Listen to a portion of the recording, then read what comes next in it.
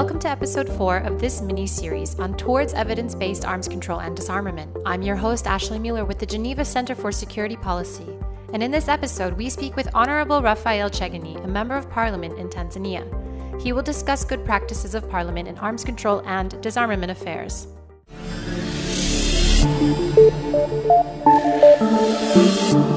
Welcome, Honorable Dr. Chegeni. You are a member of the Tanzanian Parliament, dealing with foreign and defense policy, as well as arms control and disarmament. In your experience of fulfilling your mission and oversight of the executive, what are the challenges you are facing in assessing accurate, independent, and timely information on arms control and disarmament issues? And what kind of evidence is needed? What works best? What can be improved? As a member of parliament first in Tanzania, and also I'm a member of the Small Arms and Light Weapons, with our head office in Stockholm, Sweden. It's a global network, it's a parliamentary forum where we all call upon parliamentarians globally to put the initiative together in order to make sure that we soldier and combat the issue of illicit flow of small arms and light weapons and the misuse of these small arms and light weapons and the catastrophic effect to the people in the global. We have different actors which we collaborate. First, as a parliamentarians, what we do put in place some effective restrictions which makes proper use guidance to the use and management of these small arms and light weapons. This is what we've been trying to do. And as a global network, we do put our effort together because parliamentarians can ask questions in the parliaments, can assist in doing legislations, and at the same time can also collaborate with other actors in the place, including the army forces, the other people who matters in the region. So basically, we are doing this one as a matter of fact that as a global network, we do also invite and welcome all other stakeholders, into the governments and other instruments, to make sure that this effort is being done jointly. And that's what I've been trying to do. As a global network, I'm just referring to that one. We have the regional bodies in each and every region, continent. We have regional bodies. We have in Africa, we have the African Union. We have the African Parliament. And also in other parts of the world, like Latin America, in Asia, in America, and Europe as well.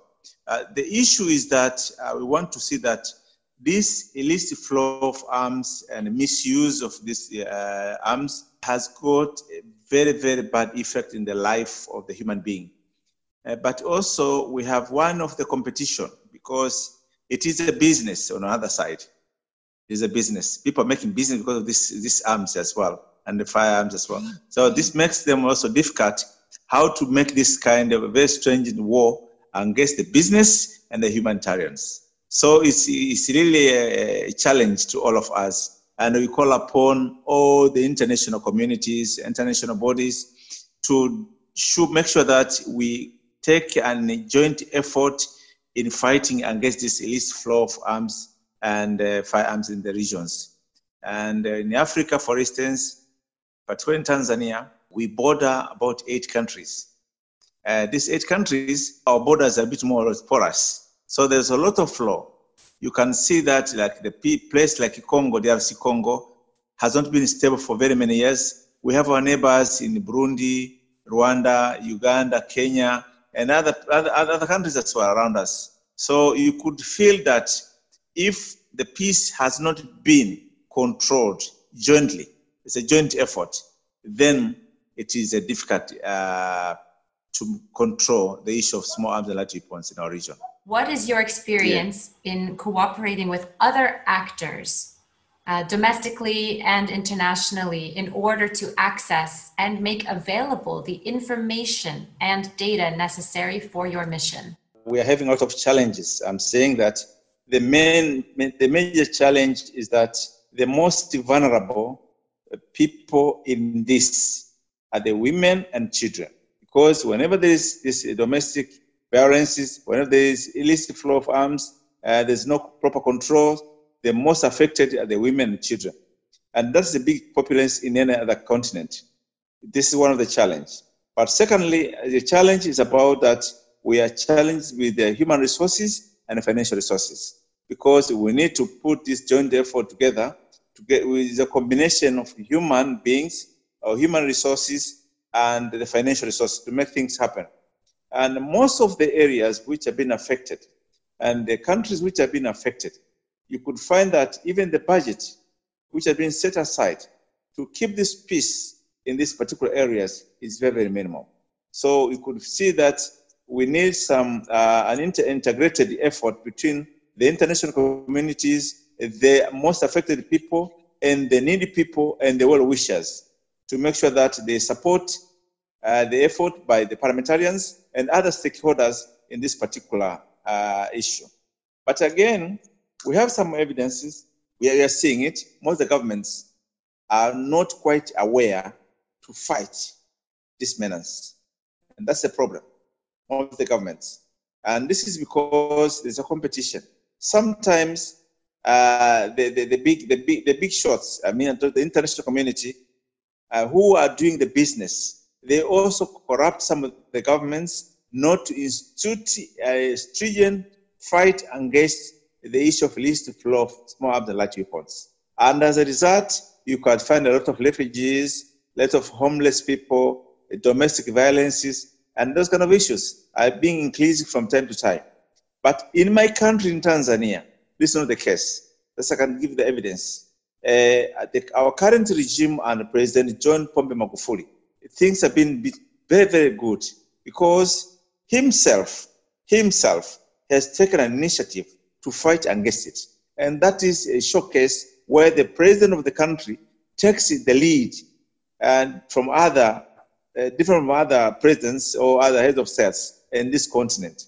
And again, we have been instituting issues like tracing, marking, and destruction. We have a lot of destruction in Tanzania of so many illicit flow of arms and properly handled arms in long hands of the people. So if you're caught, we put illustration, somebody should own firearms or any other related weapons depending on the license. You must have a license to own it.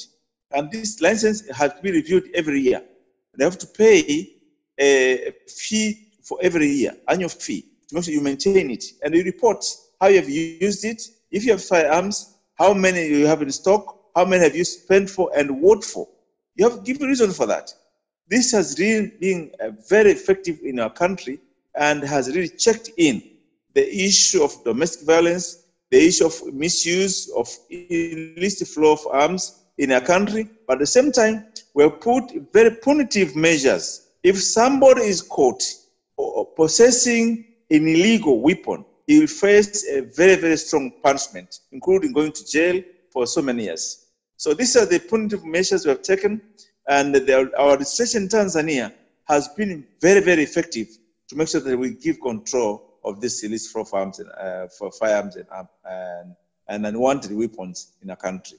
But again, I'm appealing to the global world that this fight is not just alone for a few countries, it's a global issue.